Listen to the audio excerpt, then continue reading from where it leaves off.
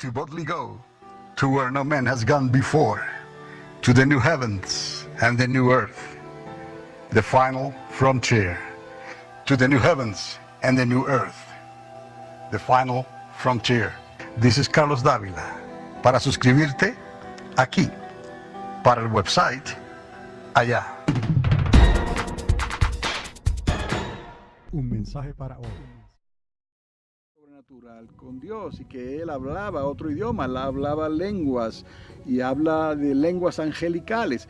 So, no debemos de confundirnos en un tecnicismo, ¿no?, entre la palabra glosalía o la palabra de un idioma conocido como es el español, es el francés, o es el ruso, o es el chino. Como quiera que sea, es un lenguaje pronunciado por un ser humano que sale de nuestra boca. Dios habla de lengua de tartamudos, hasta lengua de tartamudos, de bebés, de balbuceos.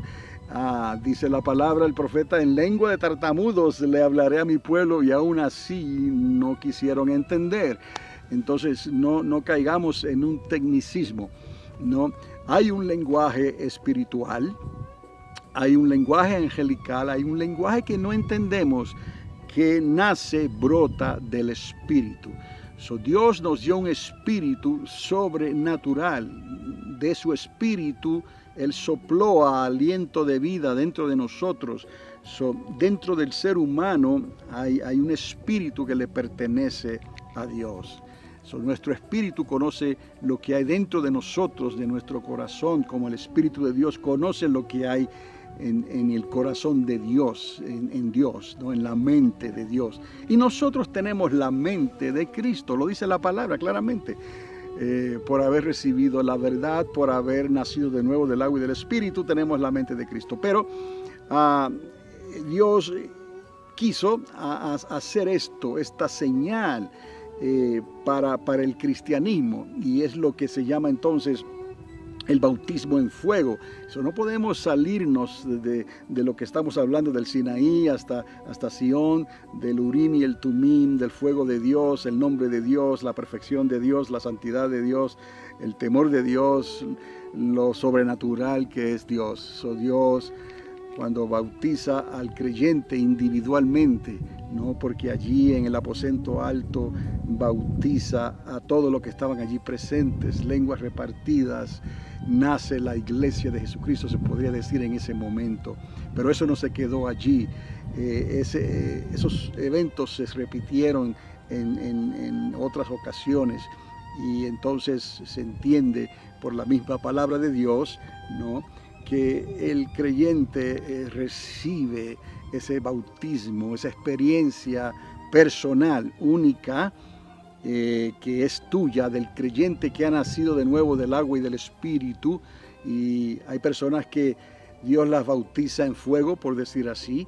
Hablan en otras lenguas en ese momento en que sienten la presencia de Dios como ríos de agua viva que saltan para vida eterna. Sí, Jesús ya estaba preparando el camino. Es más, Juan el Bautista dijo: este que viene detrás de mí os bautizará en Espíritu Santo y en fuego. ¿A qué se refiere con el fuego? Se refiere al fuego interno, a las lenguas repartidas, al fuego de Dios que te hace hablar, ¿no?, y a llamar las cosas que no son como si fuesen, aunque no las entiendas. Y Jesús dijo: de vuestro interior correrán ríos de agua viva que saltan para vida eterna. So, una persona que cree a Jesucristo y siente esos ríos de agua viva y que saltan para vida eterna, esa persona puede ser bautizada en el Espíritu Santo y fuego y hablar en otras lenguas antes aún de bajar a las aguas. Nominalmente, como se dice, lo normal, bajar a las aguas como testimonio de que somos cristianos. El bautismo en agua tipifica, representa la muerte al bajar a las aguas y la resurrección de Cristo al salir de las aguas, ¿no? Pablo mismo lo explica de esa manera. Pero el bautismo en fuego es como el Urim y el Tumim, no se puede manipular, no se puede controlar. El creyente pregunta y Dios responde. Dios responde. Entonces la persona comienza a alabar, a glorificar a Dios y a hablar en un idioma, a expresar unas palabras que no entiende. Está bien, eso Dios no nos iba a dar algo que no fuera bueno. Dios nos iba a dar algo que no fuera necesario. En realidad, el bautismo en agua decimos que es necesario como testimonio, pues ¿por qué no decir también que el bautismo de fuego es necesario también como testimonio, como señal en este caso, y dejar los tecnicismos y pensar que el hablar en otras lenguas, eso está bien, no hay que tener ningún miedo ni temor de eso, simplemente las habla privadamente, deja que esos ríos de agua viva salten dentro de ti, ¿no? Y si Dios quiere traer un mensaje en la iglesia, obviamente lo va a traer en lenguas porque es el idioma que Dios quiere utilizar, pero digamos que es una lengua que no se entiende, entonces Dios tiene un remedio para eso. Dios dice que haya intérpretes, entonces se habla ese lenguaje y se espera, no un momento, porque no es para esperar ahí, dice la palabra, si no hay intérprete, entonces ya pues no digan nada más, porque no había intérprete. El intérprete entonces, por obra de Dios, por obra sobrenatural, por obra del Espíritu Santo, el mismo Espíritu, da la interpretación a lo que el mensaje dijo. Y tiene que coincidir, es lo que tiene que cuadrar. Es que el asunto de la suma de la palabra, de la ecuación de Dios, aplica a lo que entendemos con nuestra mente y a lo que vamos a entender con nuestro espíritu, por medio de la luz de la palabra, por medio de la iluminación del Espíritu Santo, basándose siempre en la palabra de Dios, en la Escritura, desde Génesis hasta Apocalipsis. No es lo que cualquiera quiera decir. El Urim y el Tumim era para asuntos específicos. Ya Dios dio instrucciones exactas de cómo esto iba a funcionar. Lo que quiero decirle con todo esto es que el bautismo del Espíritu Santo, con la evidencia de hablar en otras lenguas, es algo que Dios nos dio, no como una opción. Si la quieres, sí, si no, también. No. Ha llegado el tiempo en que el creyente, y Dios espera de nosotros, que veamos la necesidad, cada uno de nosotros, de tener ese bautismo. Y si no lo tenemos, entonces buscarlo y buscarlo de la misma manera que decidiste bajar a las aguas. Ahora decide ser bautizado con Espíritu Santo y fuego y vas a hablar en otras lenguas, eso no es negociable. Entendamos esto, la suma de la palabra es la verdad. Tenemos que dejarnos llevar por lo que la palabra dice. Eso no es negociable. Quieres ser bautizado, necesitas ser bautizado con Espíritu Santo en fuego, y la señal de que lo fuiste es que vas a hablar en otras lenguas, un lenguaje que no entiendes, ¿no? Y deja que el Espíritu Santo deje fluir esos ríos de agua viva dentro de ti que saltan para vida eterna. Abre la boca y comienza a glorificar a Dios, y salga lo que salga, déjalo, porque Dios está en control. Aunque tenemos libre albedrío y todas las cosas, ¿no?, que Dios nos ha dado y nos permite, nosotros queremos esto y dejamos que Dios, no contristamos al Espíritu, no le impedimos las profecías, no le decimos que no se manifieste cuando Él quiere manifestarse, ¿no? Él sigue siendo Dios, ¿no? Es más, dice la palabra, sea todo hombre mentiroso y siga siendo Dios verdadero. Otra vez, el Urim y el Tumim.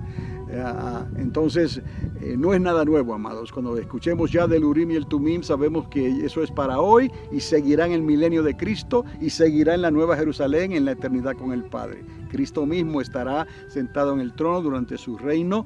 Ahí está el Urim y el Tumim en la palabra que sale de su boca. Y luego en el río de Dios, en el árbol de vida, en la Nueva Jerusalén, no habrá necesidad de que este sol que me está alumbrando ahora en estos momentos, de que esa luz ilumine la Nueva Jerusalén, la ciudad dorada. No habrá necesidad de eso, porque la misma luz de Dios, la luz de Cristo, el Cordero de Dios, va a alumbrar toda la ciudad. Estamos entendiendo que aun cuando Dios llega, todavía en el milenio de Cristo estamos bajo este sol, bajo este sistema solar.